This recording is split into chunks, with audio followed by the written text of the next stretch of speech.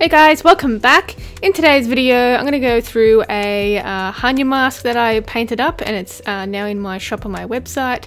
This is a modified version of the hannya mask that you can buy in my website as a raw cast, and this one will be able to wear as a mask on your head, so it comes with the strap and everything. So stay tuned! Alright, so here's the resin cast that I've done up and sanded and everything, and it's formed to be able to fit your face. So I started off by actually painting this brass coloured paint on top of it, and then halfway through I realised that you're supposed to put a base coat on. So for this particular paint you put a black base coat on, just so you get that brassy effect. So I moved on to that black paint, and then I started to cover the whole mask in this particular black paint, which is from Resin Matisse.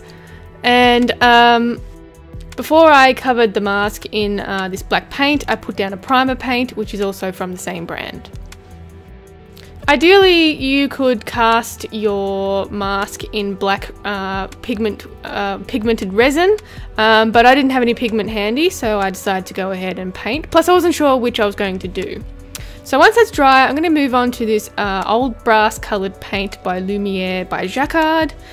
This is the same metallic paint that I use for pretty much anything, and you can see the difference when it has that black underlayer of the on the mask, how it actually brings out the colour of the brass. So a lot of metals have a darky undertone, so it's always good to put either a black or a brown undertone underneath your paint, especially one that's this thin, just because it would require a whole lot of layer of paint to actually achieve what you're trying to do. So if you go ahead and put the black on, you can achieve it in 2 layers of paint, even 1.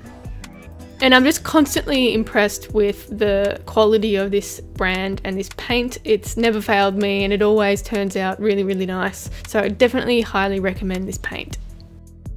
So I decided to go for a verdigris type paint job with this one. So I'm using an aqua light green, and I've watered down in the cup just so it's a little bit thinner. And I'm going to go ahead and put it inside the crevices of all of the sculpture, and then I'm going to go ahead and add some water to it just so it flows around the piece itself. Ideally, you probably should have used a bigger brush, but I kind of just enjoyed putting paint and water on top of it, so you know, gotta enjoy yourself, I guess. And I have a verdigris painting tutorial on my channel as well, so you can go through the videos and see if you can find it and check it out. It's really simple, but I really like the effect that it gives some pieces. So I'm also thinking of doing some painting services, so things like masks and stuff like that. I've been thinking about it for a while. I just wanted to get some more experience with painting services and how the paint actually adheres to the resin and what the best way is. So if you're interested in that, shoot me an email. My email is on my website, where you can contact me with any of that. But I will do like a proper post when I decide to actually make it official. But yeah, like I said, if you're interested, just give me a shout. And so I've been building up the verdigris colour in a number of layers, and just adding some more of that green tone in between all of the little crevices and the details, just so it stands out a bit more. So if you look at verdigris, you can see that it sort of pools in all of the low spots, so that's what I'm trying to achieve here. So I'm going to let this dry, and then we can come back and see what it looks like.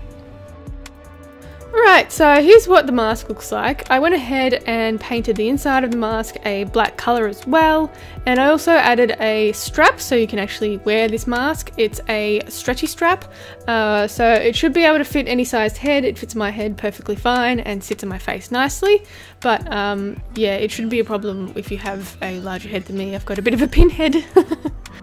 So if that already hasn't been purchased, you can find it in my shop on my website, creaturesofnat.com. I also have raw casts of the full hannya mask ready to go, so if you want a little project yourself, definitely check that out. And they're made to order, so they do take some time to make. And I really enjoy making masks. I just got to find the time to actually do some more and build more of a clientele that are interested in masks rather than art dolls. Still be making art dolls, don't get me wrong, but I like to actually move on to bigger things and different things and just expand my art practice a bit more.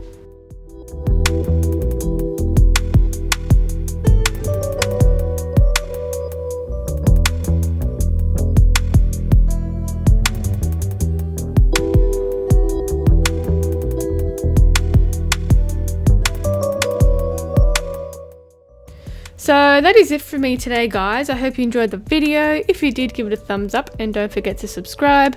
You can also check me out on Instagram and Facebook at creaturesofnat.com. If you have any video requests, you can let me know in the comments and I'll try and get to them. And I'll catch you in the next one. Bye!